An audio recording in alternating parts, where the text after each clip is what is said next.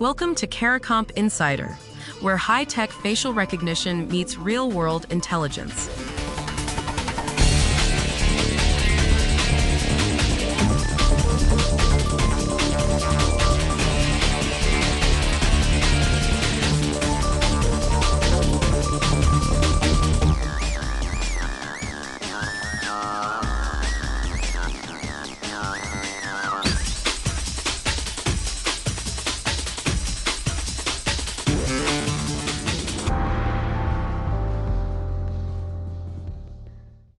A researcher with zero image editing skills sat down at a 5-year-old computer and built a fake human being in 70 minutes.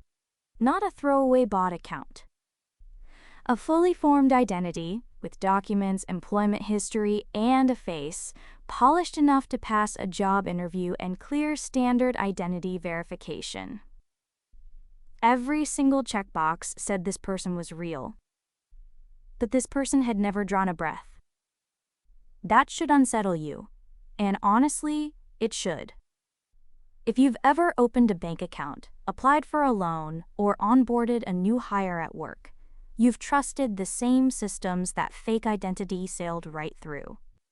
And if you're someone who already worries about your personal data floating around after breaches you didn't even know about, your social security number, your address, your name, this is exactly where that stolen data ends up.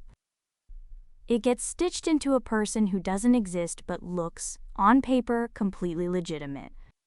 According to multiple industry estimates, synthetic identity fraud now accounts for roughly 80% of all identity fraud in the United States. Today I want to walk you through how these fake identities actually get built, why our current systems are almost blind to them, and where facial comparison technology becomes the one check that can catch them. So what makes a synthetic identity so hard to spot? A synthetic identity isn't a stolen identity. It's a Frankenstein. Fraudsters take a real social security number, maybe yours, leaked in a breach, and attach it to a made-up name, a fabricated work history, and a plausible address. Each piece on its own is either real or formatted correctly enough to pass. The frame is authentic, the canvas is authentic, but the painting inside is a forgery. And the systems we rely on, Know Your Customer checks or KYC, were designed to confirm that an identity exists, not that it belongs to a living person. They check boxes. Does the SSN exist? Does the address format match? Is the document valid? A synthetic identity passes every single box because it was built from real fragments specifically to do that. And these aren't rushed operations. Fraudsters nurture these fake personas for months, sometimes longer, running them through credit-building cycles and layering in behavioral history. They apply for small lines of credit, make on-time payments, build a score. By the time the identity activates, meaning the fraudster maxes everything out and vanishes, the profile has a deeper digital footprint than some real people. For anyone reviewing that account or that job application, nothing looks wrong. That's the trap. Why don't fraud detection systems catch this? Because there's no victim to sound the alarm. When someone steals your whole identity, you notice. You see charges you didn't make, and you call your bank. But a synthetic identity doesn't belong to anyone real. No one calls to report it. The fraud stays invisible until the account defaults or an internal audit catches the discrepancy.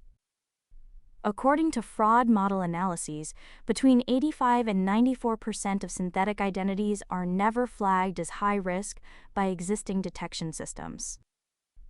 That means the vast majority slip through without a whisper. For investigators reviewing case files, that's a sobering number. For the rest of us, it means institutions we trust with our money likely have synthetic identities already enrolled in their systems right now. The scale is staggering.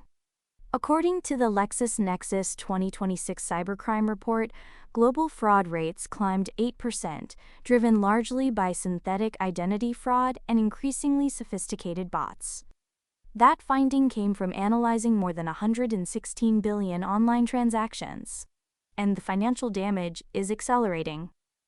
Industry projections put synthetic identity fraud losses at around $23 billion in 2025, surging to $58.3 billion by 2030. That's a 153% increase in 5 years.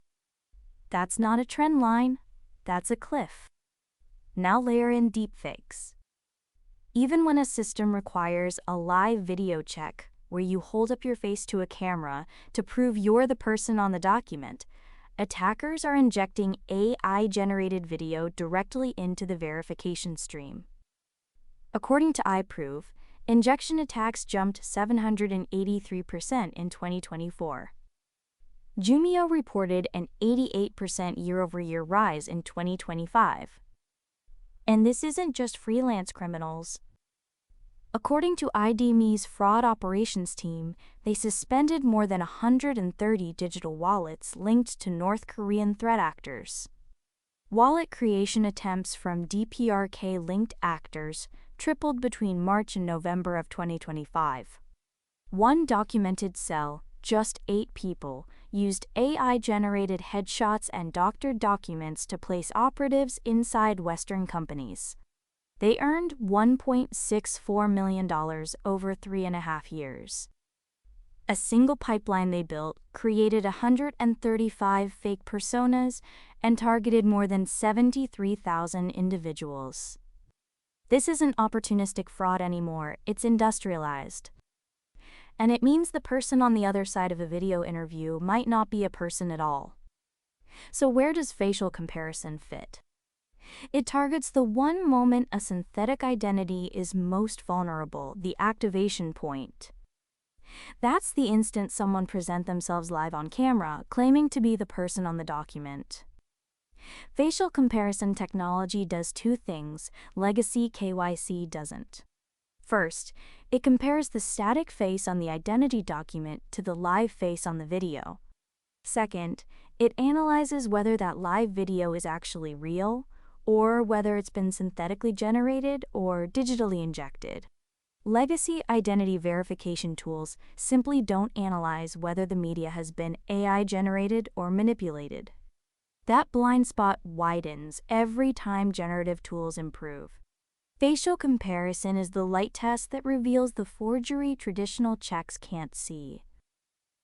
Your KYC system might check 15 boxes. Every box might pass. But not one of those boxes answers the only question that actually matters. Is the face claiming this identity the same face you're about to trust? So here's what to carry with you. Synthetic identities are built from real stolen data, aged for months, and designed to pass every traditional check. Current systems miss up to 94% of them because there's no real victim to trigger an alert. Facial comparison is the one tool that tests the thing fraudsters can't fake at the moment it matters. Whether a real, unmanipulated human face matches the identity being claimed. Whether you're reviewing case files or just wondering if the systems protecting your bank account actually work, understanding this gap is how you stop feeling powerless about it. The written version goes deeper. Links below. Now you know something most people in this industry don't. Use it. And when you're ready to put it to work, caracomp.com. We'll see you tomorrow.